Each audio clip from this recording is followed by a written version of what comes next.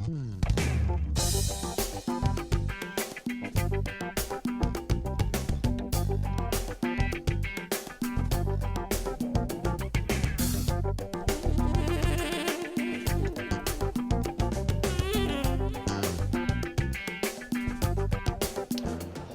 and welcome. I'm James Milan, and here in Cambridge for the opening night of the 2015 Arlington International Film Festival.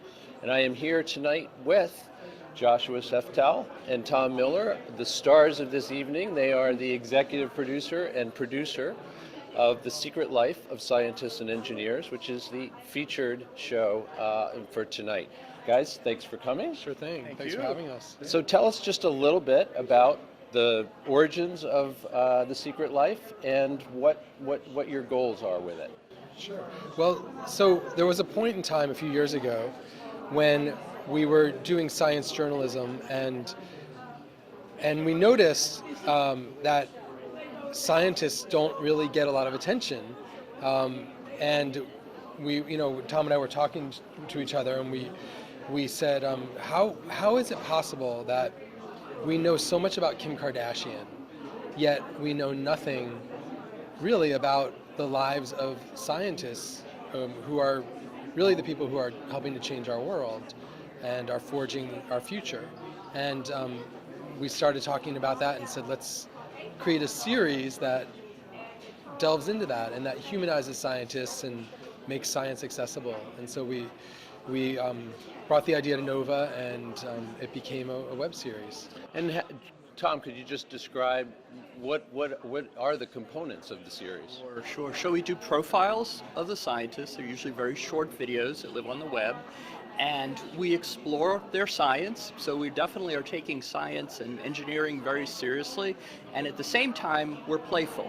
We look at people's so-called secret lives. So there are some folks there was a biologist who's also a wrestler, there's a climate scientist who's also a juggler. Some people don't have such extravagant secret lives, but still, the secret life is kind of a way to make that bridge, to engage people, to engage kids in classrooms. We know a lot of teachers are using the series. And to get them excited about science too. So, yeah, and I know that this is far from the first season. I think you're starting your 5th season. Is that right? That's right. Was that as you anticipated, or has it kind of taken off in a way that you weren't anticipating? I think it's been day to day. We've just been enjoying doing it, and it just keeps going, and we're having a great time. So we'll go as long as we can. Honestly, I've never expected 5 years of anything, so this is like a miracle. Yeah. Okay. Well, I hope I know the audience is going to enjoy the evening. I hope you guys do as well. Thank you. Thanks a lot, James. Appreciate it. Congratulations. Thank you.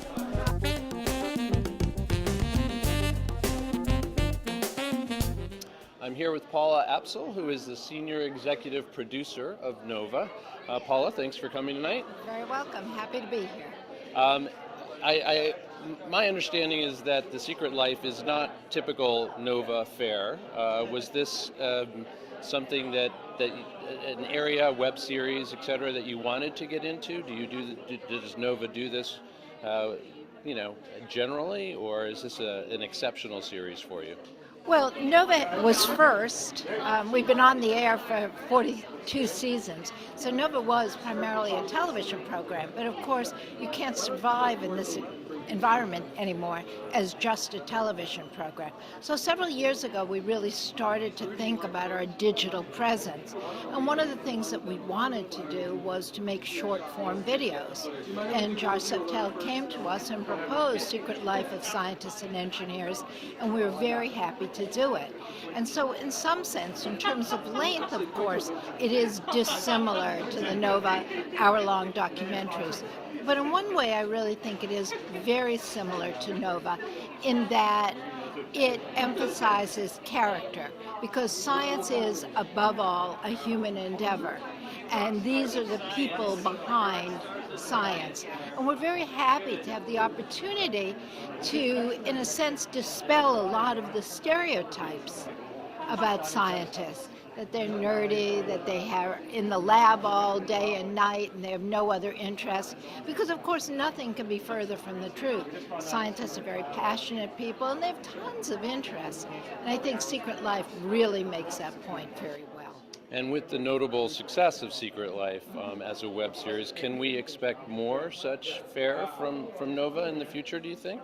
Well, in fact, we do have another steady series, continuing series, and it's called Gross Science. And it's done by Anna Rothschild. And it really is, it features all things gross and creepy. But it's also very scientific. The most recent one is on tonsil stones. And it is extremely yucky. But people like that kind of yuck, and it's been seen, I believe, almost 3 million times. So people are really enjoying it. We also have short-form videos that touch on a lot of the shows that we do, and we also have the one on physics, and we'll be making more. So yes, I think I can safely predict you will be seeing more short-form from Nova in the future. Well, we look forward to that. We hope you enjoy your evening, and we thank you for talking with us. And thank you very much for focusing on Secret Lives in this way. We appreciate it a lot. Thanks very much. Thank you.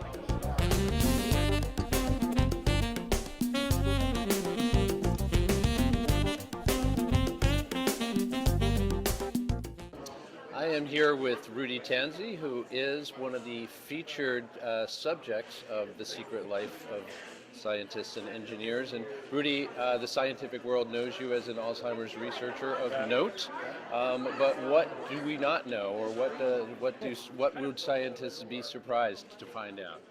Well, I wear two other hats. One is that I play keyboards with Joe Perry, the legendary guitar player of AIFF, and I'm a side musician for AIFF on their last album. And I also write books. I wrote a book called Super Brain with Deepak Chopra that ended up being a bestseller, and I got a new one coming out in November called Super Genes. So those are my two other hats. So you clearly have too much time on your hands, Rudy. No, I don't get enough sleep. That's the problem. I need more sleep. I do this at night. So. Yes. How do you pull it off is really probably people's central question. Do you have any short answer to that? Coffee. All right. Same thing the rest of us use, as it turns out. Yeah. Thanks for talking with us tonight, My and pleasure. enjoy. Thank you very much. All right.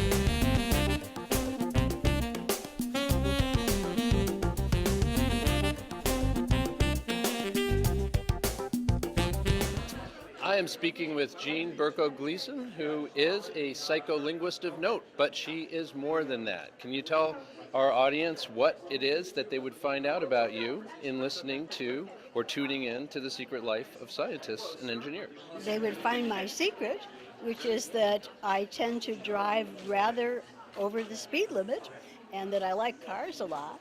So that's perhaps what they would learn first. But they'd learn a lot of other things too, which is that I don't like little kids who don't say thank you and goodbye, and that I feel fairly strongly about being polite. Except when you're driving fast, I guess. When I'm driving fast, as I said to the guys when they first talked to me, I said, I'm not so much a fast driver as an efficient driver. And of course, sometimes that means going fast, but it's important to be efficient. Yes, the shortest distance between 2 points is not always a straight line in a car, is it? And the other thing, of course, I told them is that I really like a stick shift. But now I have a problem because none of my young friends know how to drive my car. So if I take a long trip, I'm the old lady and my young friends are sitting there being chauffeured around by me because I can shift the car, they can't. It is true that for anybody who has driven shift for a long time, driving an automatic doesn't seem even like driving, does it? It seems like you might as well take a nap on the way. And Or eat a meal or something. I think many people do take a nap on the way. So anyway, I like to shift the car. It's control and it's fun. Well, thanks very much for talking with us, and enjoy the evening. Great to talk to you. Thank you very much. All right.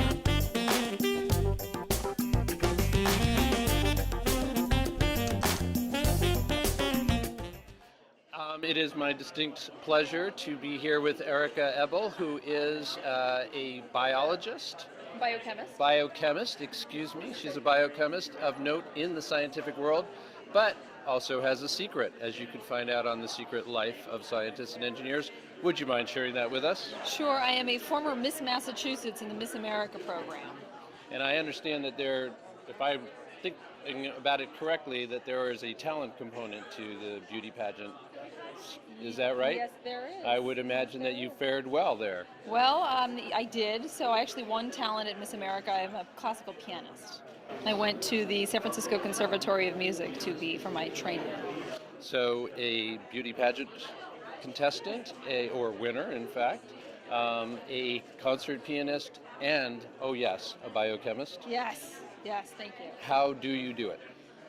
You know, the music is a great hobby, and it's something that relaxes me, and the science is very challenging, but it's stimulating, and I love it. And the pageant was just a very unique experience that helped to create a more well-rounded personage. So it all fits together. I would imagine you sleep well every night. I do like to sleep, very much so. I need my sleep. It's got to be one of the secrets as well. So thanks for talking with us, yes. and enjoy yourself tonight. Thank you so much.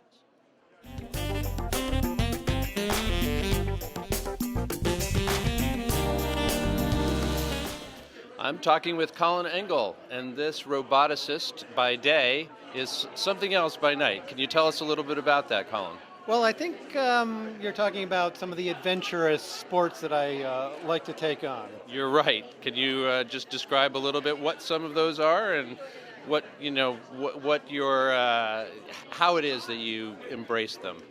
Well, I think that with one's career, to find balance, one tries to find something equally engaging outside. And for me, it seems like every year learning a new sport or trying to push a current one further is the fun. So I spent a long time learning kiteboarding this year, as well as spending probably about 20, 30 dives under the water thus far, and the year's not over yet. You are as ambitious, I'm sure, in your adventuring as you are in your professional life. Currently, the mission is hunting lionfish in the Caribbean, so that's leading to all sorts of odd conflict between robots that could be helpful but need to be made to exist, and of course my day job building robots. Yeah, I think it must be really actually very interesting to have your hand into such very, very different worlds. One, the world of technological innovation, the other world of kind of physical challenge and, just relying on your human body. It's how I balanced life. Probably growing up, when I would spend my summers as a whitewater canoeing instructor and then my year as a student at MIT, that balance, and I think I've been trying to recreate that same feeling ever since. Well, thanks so much for talking with us, and enjoy the evening. I will. Thank you.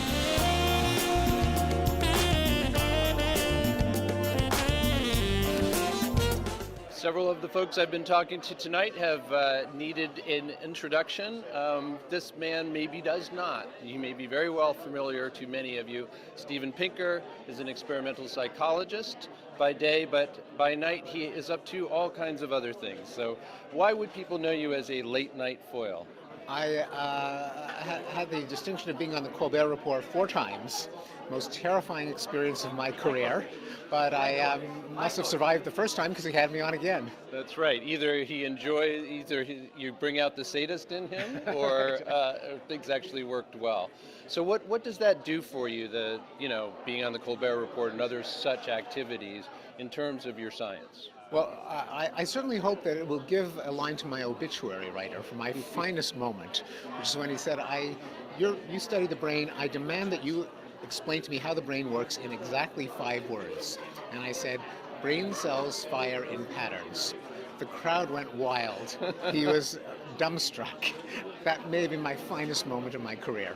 And can I ask, I assume that question came out of the blue for you? I got, to be honest, I had about 15 seconds of advance notice. As I was, during the commercial break, as I was waiting to appear, there was a girl with a clipboard who said, do you want to know the questions that Steven might ask you? I said, do I want to know? Yes, I want to know. Tell me.